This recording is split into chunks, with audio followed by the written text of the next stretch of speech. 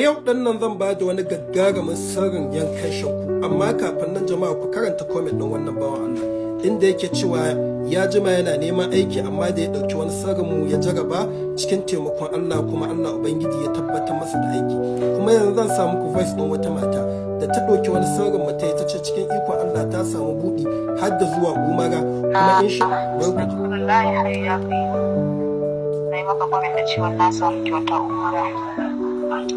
Na gode Allah ya samu da Allah ya tabbatar da alheri. To kun dai ji ko? Ta ce ta ɗauki sirrinmu na astaghfirullahi ya hayyu ya qayyum, kuma da ta jaraba cikin taimakon Allah ta samu kyautan kujerar umara.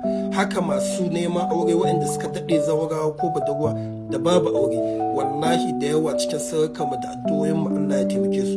Kai manyan mutane, wasu ma akwai wani da ya ce min yana neman takara, wallahi yana so ya ci primary election ɗin nan. Aka ce ba za a bashi ba.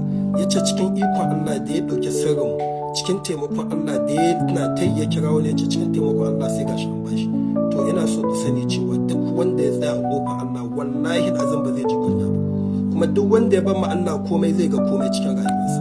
Wannan sirrin da zan bara a da ake ayi like da shaida masu ya nafsa amfana shine Allah bismillah Allahu la ilaha illa huwa al-hayyul qayyum.